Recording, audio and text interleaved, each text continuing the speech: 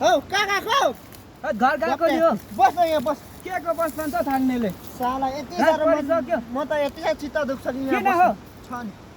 के भएर चित्त दुख्यो रात परिसक्यो के बस भन्छ बस बस बस गोबरमै बस्छ चाहिँ अहिले त्यहाँ हौ। भैँसी भएको मैले चढाएर ल्याएको चरा ल्याएको ल के को चित्त दुख्यो भन्नु त हौ घाम पानी यति साह्रो चाहिँ लाग्छ कि साला यति साह्रो मन दुख्छ रिस छाउमा भए त म पानीले ज्याम ज्याम भिजाएर शीतल बनाइदिन्थेँ कि किन हो अहिले घाम लाग्छ रात परिसकेको बेला अब तिमी भर्खर भेट भयो बेलुका दिउँसोको कुरा गर्दैछौ बिर्सन बोल है तिमी बचाउ है बचाउ घप्टे किन चाहिँ बिजाउने पानीले अनि दिउँसो यति साह्रो साला यति साह्रो कडा घाम लाग्यो कि म चाहिँ नि एक दिन तल बाहिर एक दिनमा नि होइन 10 मिनट बसेको थिएँ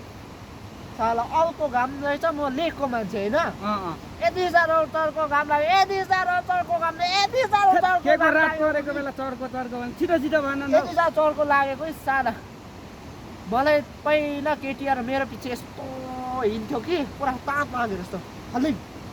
अहिले त छैन साला घामले डरेर यति साह्रो कालो भयो कि साला मलाई देखेर त भैँसी नै भएको छ यति साह्रो कालो बनाइदिए यति साह्रो चित्त दुख्छ मलाई आएको नचाहिँदो कुरा नगर न हौ रात परेको बेला हेट गएको म त रात बस न, परिसक्यो बस। यस्तो गफ सुन्नु पो बोलाएछ गप्पे हौ गप्पे बस हौ साला